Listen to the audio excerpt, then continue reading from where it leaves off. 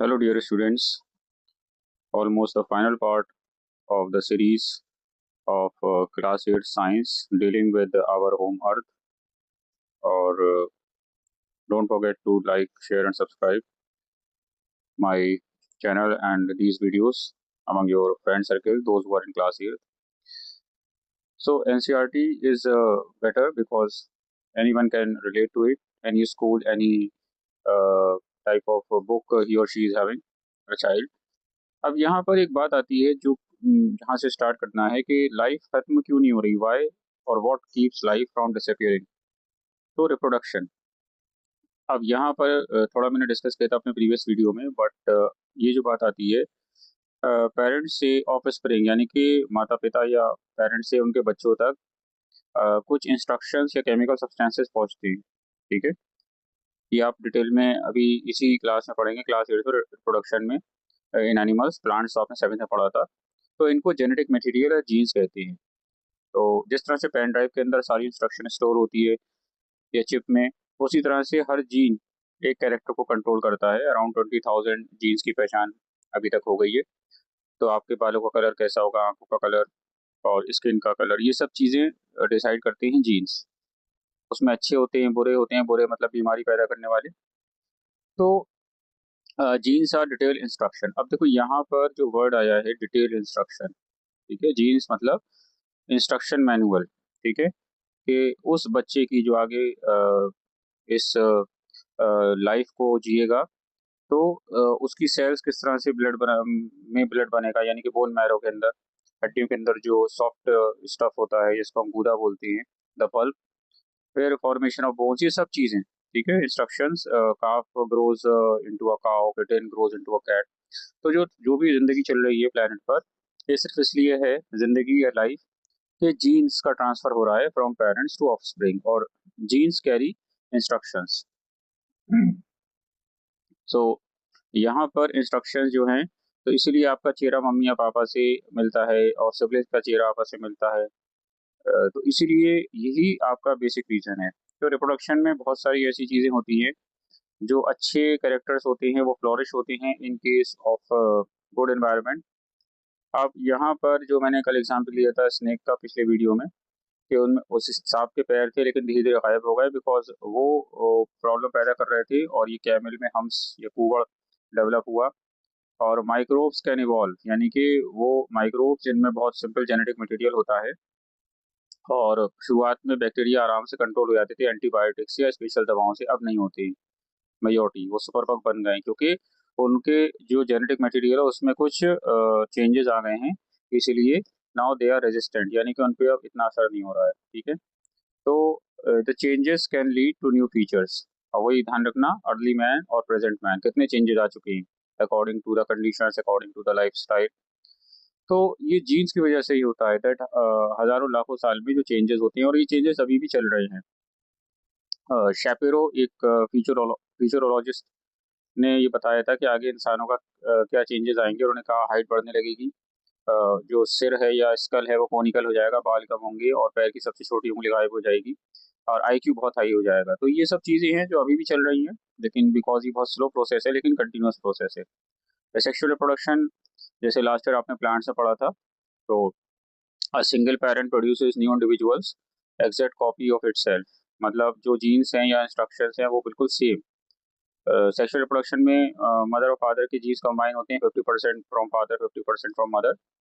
तो यहाँ पर इसमें सेक्सुअल रिप्रोडक्शन में सिर्फ एक तरह के ही जो है मेंबर्स बनेंगे, न्यू इंडिविजुअल्स, क्योंकि एक ही मेंबर इससे पार्ट ले रहा है। ठीक है, सो यहाँ पर देखिए इंस्ट्रक्शंस, तो दे शेयर सम ट्रेड्स।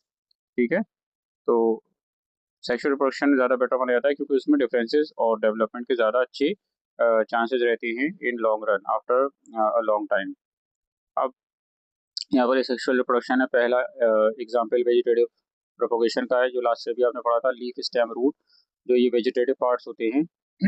तो इस केस में जो बैम्बू शुगर केन का बेसिक क्वेश्चन आता है कि भाई बांस है, बैम्बू, और ये जो पांडा का फेवरेट फूड है, बहुत सॉफ्ट होता है जस्ट लाइक बनाना शुरू में, फिर बाद में उसकी हम लेडर्स वगैरह बनाते हैं, या और भी आपने देखा होगा इस बैम्बू को यूज़ करते हैं, लेकिन इट्स अ ग्रास। तो उनको हम जो है उनका हम कैसे ग्रो करते हैं, तो फार्मर जो हैं बैम्बू या शुगर केन का जो स्टेम है, ठीक है, वो स्टेम को मिट्टी में लगा देते हैं, कटिंग, जो कटिंग इस तरह की होती है, इसको कलम भी बोला जाता है, रोज कटिंग जैसे। तो हल्का सा ऑब्लिक कट लगा के नीचे से उस स्टेम को लगा देते हैं, बिकॉज कटिंग में बर्ड्स या नोट्स होते हैं, स्ट्रक्चर जैसे ये बर्ड्स या नोट्स टाइप के स्ट्रक्चर्स बने होते हैं, जो मिट्टी के कॉन्टेक्ट में आते ही grow into a new plant. अब यहाँ पर एक्टिविटी है कि भाई उन्होंने stem cutting of money plant, the eyes of sprouted potato, जो हल्के हल्के से गड्ढे दिखाई देते हैं, पीस ऑफ जिंजर, हम इनको मॉइस्ट सॉइल जिसमें नमी हो, सूखी मिट्टी ना हो, बहुत ज़्यादा गहराई पे नहीं, वहाँ दबा देते हैं। और मनी प्लांट हम जो कटेंगे उसकी ग्लास कंटेनर जिसमें पानी है तो उसके अंदर लगा देते हैं, ठीक है। तो they get all the conditions like water, air, sunlight, ये इनको मिलती रहे, और ये नए प्लांट उनसे डेवलप हो जाते हैं, ठीक है। क्योंकि स्टेम कटिंग मनी प्लांट में हेल्प करता है न्यू इसको ग्रो करने में। पोटैटो में आइस थी और राइजोम नाम की स्ट्रक्चर अदरक या जिंजर में होती है, तो ये वेजिटेटिव प्रोपोगेशन है, ठीक है। ये देखिए प्लेनेरिया, ये एक से जो है डिवाइड हो जाता है प्लेनेरिया, और ये नए मेंबर्स बनाता है, ठीक है। तो सिंगल सेल्ड एनिमल्स मतलब बहुत छोटे, बैक्टीरिया एंड अमीबा, ये अमीबा लास्ट ईयर आपने इसका पढ़ा था, सूडोपोडिया। तो एक अमीबा यानी कि एक चीले या पराठे से दो अमीबे बन जाते हैं, ठीक है, एक ये। तो अगर गुड कंडीशन से तो कहा जाता है अमीबा इज इमॉर्टल, अमीबा अमर है, एक से दो, एक का डबल, है ना। Sir majority of the cases, हाँ पानी अगर सूख जाए तालाब का या उसके हैबिटेट का तो मर जाएगा, तो मतलब सर्वाइव उतना नहीं कर पाएगा। टू आइडेंटिकल इंडिविजुअल्स मतलब सेम। एल्गी जो आपने उसमें पढ़ा था कि फिलामेंटस एल्गी होती है, and it will split into small pieces and each one will grow into a new plant. Hydra, वो बडिंग होती है उसमें हाइड्रा में, ठीक है। और ये प्लेनेरिया का दिखाया है फ्लैट फॉर्म, बिल्कुल चपटा पत्ती के जैसा, पेड़ की या पौधे की पत्ती होती है वैसी फ्लैट फॉर्म बोलते हैं।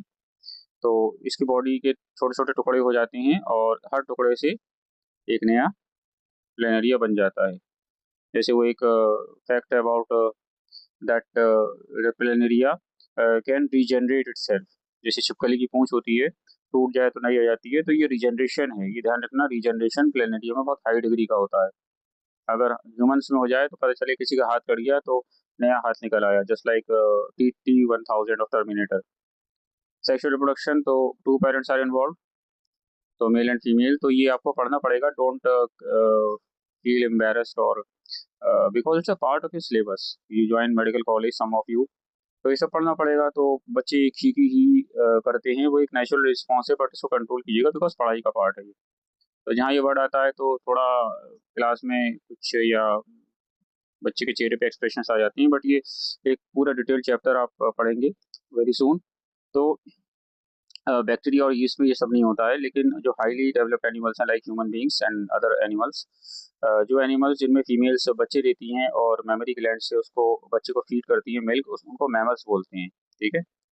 जैसे ह्यूमन बींग्स हैं या मंकीज हैं या काऊ बफेलो, ये सब मैमल्स में आते हैं, ठीक है, बंदर, जितने भी ऐसे एग्जाम्पल्स हैं। तो अ, जो मेल और फीमेल में सेल्स हैं उनको कहते हैं रिप्रोडक्टिव सेल मेल गैमीट और फीमेल सेल फीमेल गैमीट, ठीक है। तो ये गैमीट्स जब जुड़ते हैं, ये मेल का सिंबल, ये फीमेल का सिंबल सेल का, और ये जब कंबाइन होते हैं तो बनता है एक स्ट्रक्चर, ठीक है, जिसमें 50% जो है मेल फादर के कैरेक्टर होते हैं, 50% मदर की। तो आपके कुछ का फेस आपके फादर से कुछ का मदर से मिलता है, ये इसलिए है कि जीन्स आपके शेयर होके कंबाइन हुए हैं, ठीक है। तो do not look but have some family can look different from each other, तो पूरी तरह से तो नहीं, बट हाँ थोड़ा बहुत रिजेम्बलेंस आती है। तो genetic information from parents through gametes, ठीक है, male and female cell. Gamete क्या होते हैं? मेल सेल जिसको स्पर्म बोलते हैं, एंड फीमेल सेल जिसको एग सेल या ओवम बोलते हैं, ठीक है। तो ये आपको ध्यान रखना है कि कॉम्बिनेशन, ठीक है। तो वन चाइल्ड में इनहेरिटेंस मतलब होता है कि आपने, आपकी नाक या आपकी आईज आपके फादर या मदर जैसी है, तो आपने वो चीज़ इनहेरिट की है, कि आपने वो हाइट इनहेरिट की है जो आपकी फैमिली में है। कि भाई वेस्ट यूपी में अगर आप जाएं, एक जस्ट एग्जांपल, वहाँ ज़्यादातर लोग लंबे होते हैं, किसान या पुलिस फोर्स में, मेजोरिटी ऑफ द केसेस तो ज़्यादातर हाइट ज़्यादा होती है। उसी तरह से आप कुछ और फिर प्लेसेस पे जाएं दुनिया में, तो उनकी हाइट ज़्यादा नहीं होती है, तो ये इनहेरिटेंस का मामला होता है, ठीक है। तो जब जीन्स जो हैं पेरेंट्स से और बच्चे में आते हैं तो that is called transfer of characters और इनहेरिटेंस। और ये सेक्सुअल रिप्रोडक्शन इन प्लांट्स, तो लास्ट ईयर की तरह जो पॉलिनेशन आपने पढ़ा था, पॉलन ग्रेज का जो ट्रांसफर होता है, ठीक है, ये आपने ये पूरा स्ट्रक्चर ओव्यूल और ये यहाँ पॉलन गिरन आया, पॉलन ट्यूब डेवलप हुई और गैमीट्स या सेल्स का कॉम्बिनेशन या फ्यूजन हुआ। तो यहाँ पॉलन ग्रेन्स जो हैं जब पहुंच जाती हैं यहाँ पर स्टिग्मा स्टाइल ओवरी ये यहाँ पर पहुंच जाती हैं, ठीक है। तो ये पहला स्टेप है। उसके बाद जो फर्टिलाइजेशन होता है male and female gametes in plants, इसको बोलते हैं फर्टिलाइजेशन, ठीक है। तो जाइगोट बन जाता है। तो ध्यान रखिएगा जाइगोट वर्ड दोनों जगह यूज होता है, एनिमल्स में भी प्लांट्स में। जब मेल और गैमीट का कॉम्बिनेशन हो गया तो क्या स्ट्रक्चर बनता है, जाइगोट, ठीक है, जो आगे चलकर एक प्लांट्स में सीड बन जाता है और ह्यूमंस में अदर एनिमल्स में एक न्यू मेंबर की शेप लेता है। तो जो फ्लैशी पार्ट है फ्लावर के अराउंड, तो वो अराउंड द ओव्यूल, ये सब जो है ये फल में बदल जाता है। जो सेब आप खाते हैं फॉर एग्जांपल, वो जो फ्लैशी पार्ट है, ठीक है, अराउंड द ओव्यूल, ठीक है, ovary, that is ovary develops into a fruit, ठीक है। तो ये जब बर्ड्स और एनिमल्स फल खाते हैं तो वो सीड्स इधर से उधर गिर जाते हैं और इस तरह से banyan seed dropped by a bird that ate a fruit and excreted the seed। तो चिड़िया ने वो फ्रूट खाया और जब उसने एक्सक्रीटा निकाला अपना, जो उसका वेस्ट मैटर था in the form of it the birds potty, तो उसमें सीड निकल आई और वो जर्मिनेट हो गया, ठीक है। तो इस तरह से develop into a new plant, ठीक है। तो जर्मिनेशन ऑफ सीड्स आप पढ़ चुके हैं, लास्ट ईयर आपने ये चीज़ें पढ़ी हैं। सेक्सुअल रिप्रोडक्शन देखिए वही बात आई, एक्सेल ये फीमेल का सिंबल है, ठीक है, और ये स्पर्म सेल ये मेल का सिंबल। तो ये स्पर्म सेल और फीमेल सेल कंबाइन होती है तो ये जाइगोट बनता है, ठीक है, जाइगोट।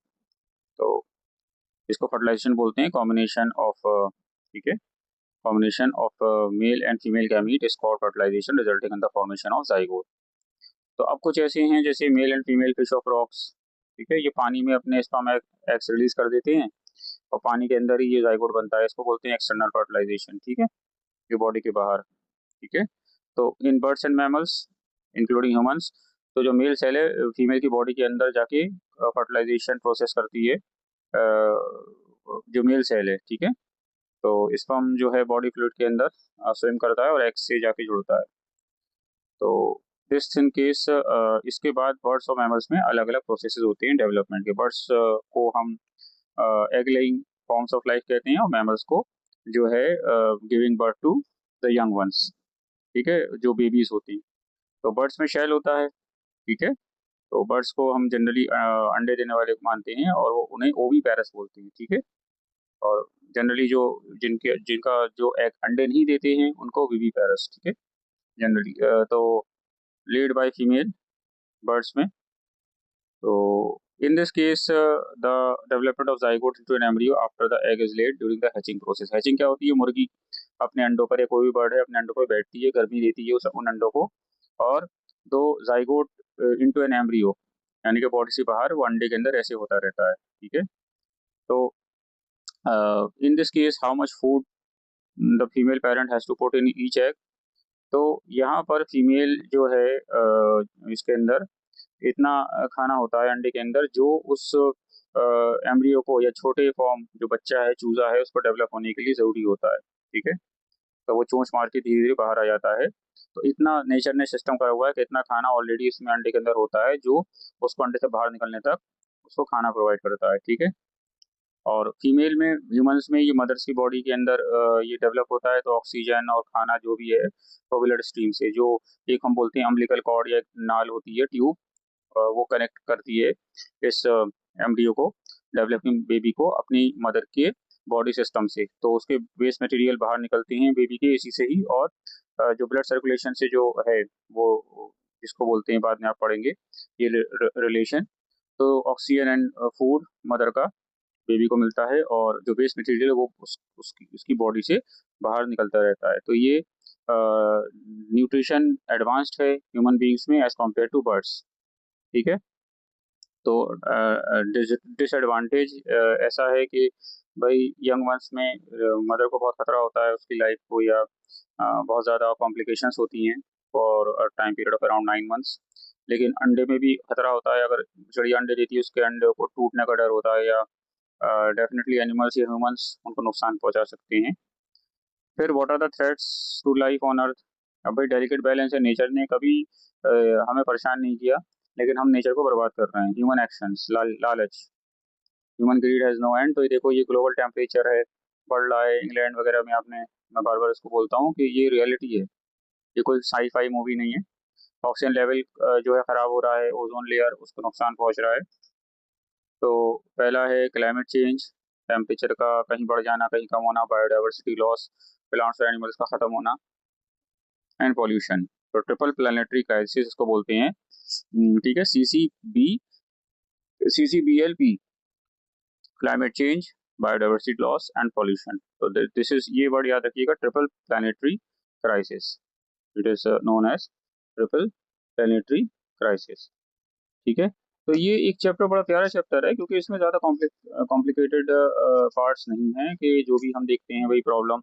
आइस कैप्स पिघल रहे हैं, ग्लेशियर्स पिघल रहे हैं, और समुद्र का पानी का जो लेवल है वो बढ़ जाएगा। ठीक है, कुछ जो कंट्रीज हैं जैसे मालदीव्स है, या बहुत सारे ऐसे कोस्टल आइलैंड्स हैं, जो पॉलिनेशियन आइलैंड्स एक्सेट्रा, ये सब डूब जाएंगे। ठीक है, और एक टाइम में ऐसा आएगा जब इतनी गर्मी बढ़ जाएगी, सारी बर्फ पिघल जाएगी हिमालय पे, तो जो गंगा और जितनी भी ऐसी नदियां हैं, जो आइस फेड रिवर्स हैं, जो बर्फ पिघलने से इनमें पानी आता है, वो फिर पानी खत्म हो जाएगा।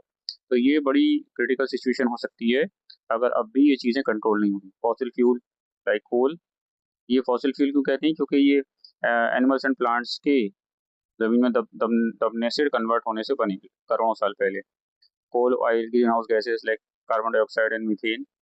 ये मीथेन गैस जो है जनरली हम फ्यूल की तरह हम यूज़ करते हैं बायोगैस में, लेकिन यही मीथेन गैस, ये CH4, तो ये हीट ट्रैप करती है। ठीक है, तो इसीलिए जो ओपन एयर डिकम्पोजिशन है, कूड़ा कचरा या गोबर जानवरों का, वो ओपन एरिया में नहीं रहना चाहिए, क्योंकि वो डिकम्पोज होकर CH4 बनाता है।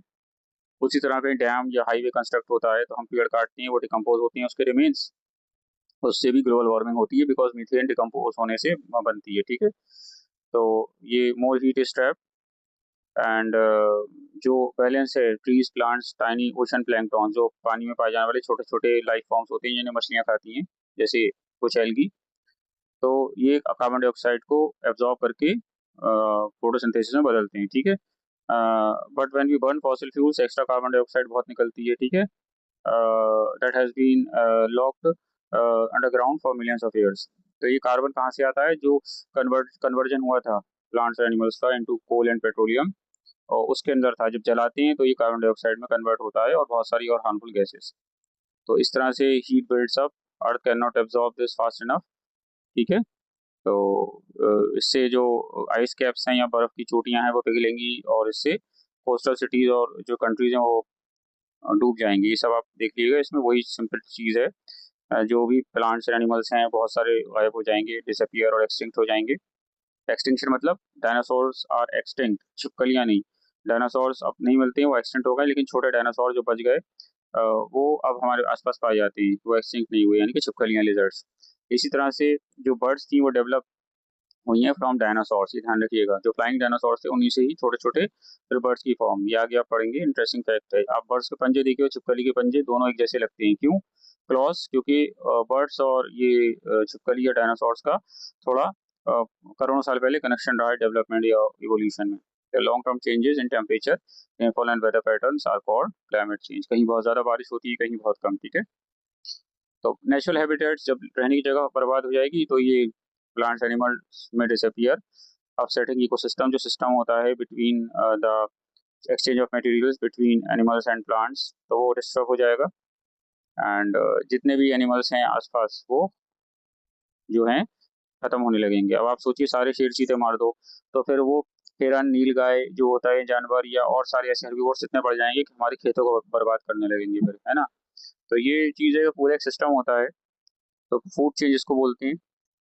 ठीक है, ये पॉल्यूशन है, एयर पॉल्यूशन। ये देखिए, एयर पॉल्यूशन और सबसे बड़ा, और ये सब चीज़ें हैं एसिड रेन। तो जो ये गैसेस होती हैं, जैसे फॉर एग्जांपल मैं आपको एक एग्जांपल यहाँ दे दूँ, ये NO2, SO2, CO2, ये सब एसिड्स बनाती हैं। जैसे कार्बोनिक एसिड जो कोल्ड ड्रिंक में होता है, सल्फ्यूरिक एसिड, नाइट्रिक एसिड, और ये एसिड रेन जो है बहुत ज़्यादा बर्बाद करती है पानी को, पौधों को और इन सब चीज़ों को। तो इसलिए क्लाइमेट चेंज और ये सब चीज़ें collectively will result in the great deal of damage to the environment। ठीक है, तो क्लाइमेट चेंज तो ये in this case to protect life we need to cut और reduce pollution and use cleaner energy. अब जैसे ई व्हीकल्स बहुत ज़्यादा पॉपुलर हो रहे हैं, तो ये एक अच्छा स्टेप है, स्पेशली क्योंकि आने वाले कुछ साल में petroleum will not be used, अभी इतना यूज़ हो रहा है। तो पेट्रोल डीजल, डीजल का तो हाँ क्योंकि इंडस्ट्रीज में होगा, लेकिन जनरली व्हीकल्स जो हैं ज़्यादातर। तो in this case, life on Earth flourishes or develop within a delicate balance to interdependent natural systems। तो प्लांट्स, एनिमल्स, सॉइल एक्सेट्रा के बीच में जो भी बैलेंस है या कनेक्शन है वो बैलेंस रहना चाहिए। कोई भी चीज़ बहुत ज़्यादा कम या ज़्यादा होगी तो उससे प्रॉब्लम हो जाएगी। ठीक है, तो लिटिल लेस और मोर ऑक्सीजन इन एयर और little lower high temperature on the earth, less और more ozone in the atmosphere could endanger life on earth. तो उससे खतरा हो जाता है। ठीक है, अब ये इसको ये ध्यान रखिएगा, ये मॉन्ट्रियल प्रोटोकॉल क्या है। ठीक है, तो ग्लोबल एग्रीमेंट, तो लोगों ने, देशों ने समझौते किए दुनिया के। तो ये मॉन्ट्रियल, ये इसको बोलते हैं मॉन्ट्रियल प्रोटोकॉल 1987। तो ये कहा गया कि क्लोरोफ्लोरोकार्बन CFC जो पहले रेफ्रिजरेटर की गैस जो निकलती थी उससे या डीओ स्प्रे या इस तरह की चीज़ों में होते थे, उससे नुकसान पहुंचा था ओजोन लेयर को। तो ये कहा गया कि जो भी इस तरह के प्रोडक्ट बनेंगे उनमें ये CFCs नहीं मिलाई जाएगी। आज आप रूम फ्रेशनर या डीओ लेते हैं तो उसमें लिखा होता है नो CFCs यूज क्लोरोफ्लोरोकार्बन, क्योंकि नुकसान पहुंचा रहे थे। इस तरह से वो ओजोन से मिल जा रहे थे ये मॉलिक्यूल्स, और ओजोन का नेचर चेंज हो रहा था। ठीक है, तो अर्थ समिट हुई उसके बाद 1992। तो क्लाइमेट चेंज और बायोडाइवर्सिटी को बचाने के लिए और क्लाइमेट चेंज को रोकने के लिए उस तरह से then Kyoto Protocol 2005 and Paris agreement. तो ये इसलिए हुआ ये कॉन्फ्रेंस इंटरनेशनल दुनिया के देशों की to reduce green house gas emission. तो जो ग्रीन हाउस गैसेस निकलती हैं उनको कम करना, उनका एमिशन या उनका रिड्यूस। ठीक है, the Paris agreement set a goal to link global warming below 1.5 degree. ठीक है, तो 1.5 डिग्री सेल्सियस से ऊपर ग्लोबल टेम्परेचर ना जाए। ठीक है, तो अभी भी वो गोल हम अचीव नहीं कर पाए हैं। ठीक है, तो ये आप अपने घर से भी कर सकते हैं, बिजली फालतू मत जलाइए या स्टैंड बाय पे इक्विपमेंट्स मत मत छोड़िए। और इस तरह से हम ये कंट्रीब्यूशन दे सकते हैं, छोटे छोटे स्टेप्स हैं। फिर water and soil soil pollution, तो ये भी एक सीरियस थ्रेट है। पानी का गंदा होना या उसमें केमिकल्स जो सेवेंथ में, वही इसी का एक्सटेंशन है। इस तरह से फसल बर्बाद हो जाती है, खराब पानी से केमिकल होता है उसमें एंड फूड चेन डिस्टर्ब होती है। तो बेटर मैनेजमेंट हमें करना चाहिए, waste management and sustainable farm practices, जैसे कंपोस्टिंग या less use of chemical fertilizers. ठीक है, तो अर्थ का सिस्टम में hydrosphere, biosphere, atmosphere, geosphere all are connected. Geosphere को जनरली हम लिथोस्फीयर भी बोल सकते हैं, लैंड रिलेटेड स्ट्रक्चर्स। तो ये इस तरह से कि एक जोन अगर खराब होता है तो दूसरी जोन पर असर पड़ेगा। ठीक है, protecting the climate means cutting down the green house gases by using renewable energy like solar and wind, improving energy use, यानी कि बर्बादी ना करें एनर्जी की, and environmental friendly ways to travel like EVs, ये इलेक्ट्रॉनिक जो होते हैं व्हीकल्स, इलेक्ट्रिक व्हीकल्स, इस तरह से। At the same time preserving biodiversity. ठीक है, तो हमें जानवरों को, पेड़ों को भी बचाना चाहिए। एज डाइवर्स इकोसिस्टम और स्ट्रॉन्गर एंड मोर बैलेंस, उससे इन्वायरमेंट फ्लोरिश करेगा। लोकल कम्युनिटीज जो हैं, ट्राइबल पीपल या जो वहाँ के आसपास के जंगल के रहने वाले, वो ज़्यादा इसमें कंट्रीब्यूशन या बड़ा रोल प्ले कर सकती हैं, उनको हम अवेयर कर सकते हैं। और फिर रीयूजिंग, रिपेयरिंग एंड रिसाइकलिंग। ठीक है, तो ये थ्री आर्स हैं जिससे लाइक क्लोथ्स एंड प्लास्टिक को हम रिसाइकिल करते रहें, जिससे पॉल्यूशन कम होगा और वेस्ट मटेरियल कम फैलेगा आसपास, क्योंकि प्लास्टिक डिकम्पोज नहीं होता। ठीक है, small actions like saving energy and water add up. तो इस तरह से sustaining life on earth needs action from all of us, सबसे। ठीक है, charity begins at home. So ये आप ध्यान रखिएगा, local communities to global leaders, लेकिन आपके ऊपर भी ये जिम्मेदारी है। ठीक है, तो ये आपका ये स्नैपशॉट्स हैं एनसीईआरटी के, तो ये वही चीज़ है, ओजोन, अल्ट्रावायलेट रेंज और ये तरह का पार्ट रिवीजन। ठीक है, तो सेक्सुअल रिप्रोडक्शन का क्या फ़ायदा है that new features to appear in the following generation. The development of the zygote into an embryo takes place inside और आउटसाइड द बॉडी। तो इसके बाद बाकी देखते हैं ये कि क्वेश्चन आंसर्स। तो एनीवे थोड़ा ये चैप्टर आज खत्म करना था, थोड़ा वीडियो इसलिए थोड़ा लेंदी है लेकिन इंफॉर्मेटिव है। Don't forget to like share and subscribe and share it. Thank you, have a nice day.